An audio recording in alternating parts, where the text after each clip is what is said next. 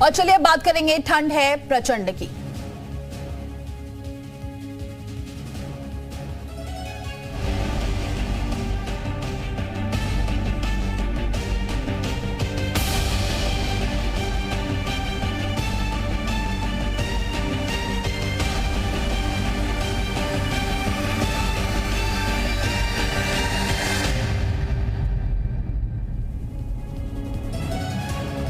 तो बाहर से मैदान तक ठंड बढ़ गई है। पूरा यूपी शीतलहर की चपेट में है। मौसम विभाग के मुताबिक अगले एक हफ्ते तक कड़ाके की ठंड का दौर जारी रहने वाला है। लोग घरों में दुबके हैं। ठंड से निजात पाने के लिए अलाव का सहारा लिया जा रहा है। प्रशासन ने भी रैन बसेरों में ठंड से बचने के लिए विशेष इंतजाम किए हैं। कई जगह पर कोहरा भी लोगों के लिए मुसीबत बन रहा है। तो 5 तस्वीरें आपके सामने। कानपुर की तस्वीर आप देख सकते हैं, वाराणसी की, अलीगढ़ की और इसके अलावा मुरादाबाद की। हर जगह इस वक्त ठंड पड़ रही है। शीतलहर देखी जा रही है। कई जगह पर कोहरा भी है। इसी वजह से कई जगह पर अलाव की व्यवस्था भी की गई है। रैन बसेरों के लिए भी ठंड से बचने के लिए विशेष इंतजाम किए गए हैं। तो ठंड आगे कुछ दिनों तक ऐसी ही रहने वाली है और इसके लिए प्रशासन ने पहले से ही पूर्व तैयारियां भी कर ली हैं। तो क्या कुछ टेम्परेचर है ये भी जरा आपको बता देते हैं, क्योंकि ठंड लगातार बढ़ रही है और आगे आने वाले दिनों में भी ठंड का प्रकोप ऐसे ही जारी रहने वाला है। तो अगर ठंड की बात करते हैं तो कानपुर में 9 डिग्री सेल्सियस दर्ज किया गया है। वहीं वाराणसी में 12 डिग्री सेल्सियस दर्ज किया गया है। इसके अलावा प्रयागराज की बात करें तो प्रयागराज में 12 डिग्री सेल्सियस रहा है। वहीं गोरखपुर में 11 डिग्री सेल्सियस रहा है। तो लखनऊ में 8 डिग्री। तो देख सकते हैं हर जगह ठंड लगातार बढ़ती जा रही है और जिसकी वजह से अब लोग कहीं अलाव का सहारा ले रहे हैं। ठंड से बचने के लिए घर में दुबके हैं। स्कूल और के लिए भी प्रशासन ने इंतजाम किए हैं। कई टाइमिंग्स चेंज कर दिए गए हैं। लेकिन अब ये ठंड सिर्फ आज नहीं बल्कि आगे आने वाले दिनों में ऐसी ही रहेगी और बढ़ सकती है।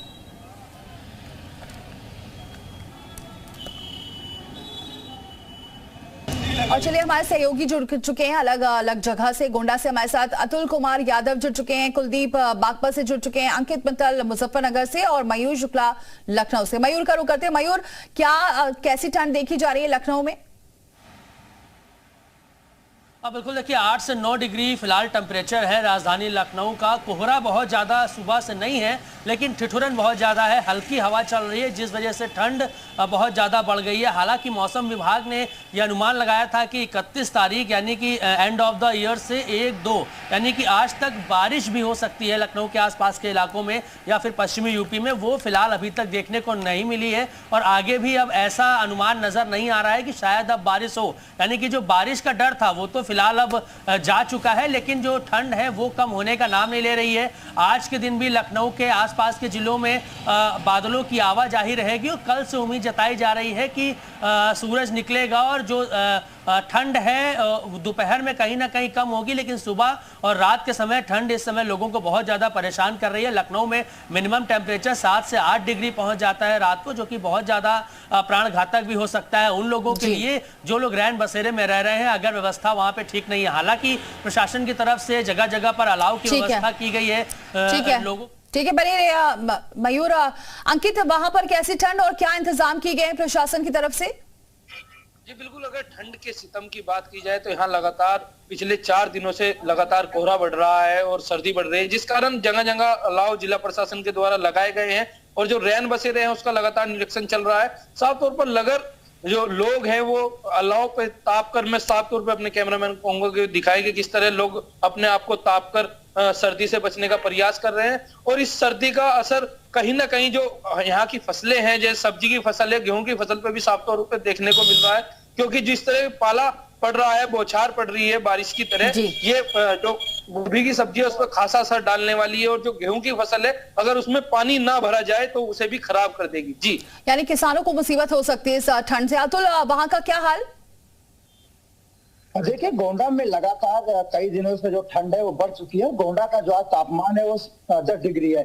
ऐसे में जिला प्रशासन ने लगातार बढ़ रही ठंड को देखते हुए जिले में 9 रैन बसेरे बनाए हैं और जगह जगह अलाव की व्यवस्था की गई है ताकि लोगों को किसी भी प्रकार की दिक्कत न हो। गोंडा में 1 तारीख से 14 जनवरी तक, जो कि कक्षा 1 से 8 तक सभी विद्यालय जिला प्रशासन द्वारा बंद कर दिए गए, क्योंकि लगातार गोंडा में जो ठंड है वो बढ़ रही है। क्योंकि अब सिर्फ लहर जो शुरू हो गई है, ऐसे में जो किसानों की आलू की फसल है, गेहूं की फसल है, उस पर भी खासा नुकसान देखने को मिल रहा है। फिलहाल गोंडा जिला प्रशासन ने ठंड को लेकर के सारी व्यवस्थाएं की हुई है और लगातार जगह जगह अलाव की व्यवस्था, रैन बसेरे बनाए गए, क्योंकि गोंडा मंडल मुख्यालय से बहराइच, श्रावस्ती, बलरामपुर जो नेपाल से सटे इलाके, वहाँ के लोग आते हैं। प्रशासन ने यहाँ इंतजाम ठीक से किए हैं जिससे लोगों को राहत मिल सकती है। कुलदीप, वहां का क्या हाल?